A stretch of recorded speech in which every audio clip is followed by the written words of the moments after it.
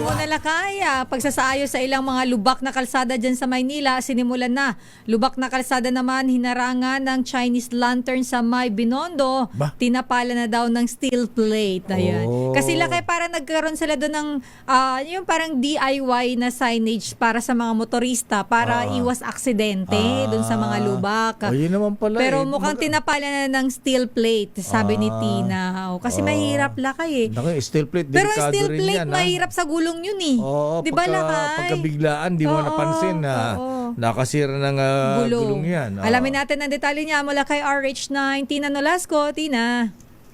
Lakay, si Sir L, pansamantalang tinapalan na ng steel plate ang lubak sa kalsada sa bahagi ng San Lorenzo Ruiz Monument sa Binondo, Maynila. Ito ay kasunod nga kahapon ng ulat natin na mga Chinese lantern ang ginawang pangharang sa naturang lubak na bahagi ng kalsada para iwas disgrasya sa mga motorista.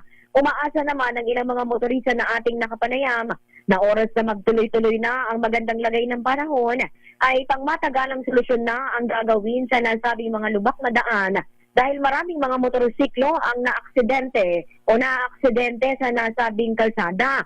Samantala sa ibang bahagi naman ng Maynila, agarang sinimulan na rin ng DPWH-NCR ang immediate temporary repair ng mga nasirang kalsadang epekto nga ng baha dala ng mga pag-ulan. Partikular na rito ang sa Rojas Boulevard northbound sa may tapat ng Bayview Hotel. Una nang sinabi ni DPWH Secretary Vince Dizon na oras na magtuloy-tuloy ang pagbuti ng panahon, sisimulan na ng ahensya ang permanent repair works sa mga apektadong lugar.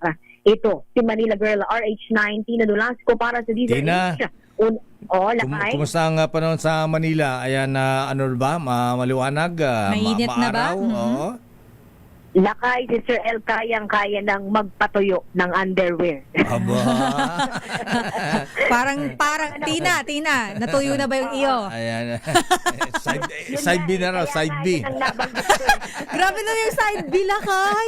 Sa babae, hindi yata ubra yun. Ganun ba yan? Sa lalaki lang ba uso ang side B? Grabe naman yun. Okay. Mataas na ang sikat ng araw dito at mainit na nga ang panahon. Sana magtuloy-tuloy na ito. Pero sabi nga ng Pag-asa, hanggang Sabado lang daw itong magandang lagay ng panahon dahil sa Linggo daw ay muli na namang uulan. Okay nga Rod, maraming salamat Manila Girl, Tina Nolasco.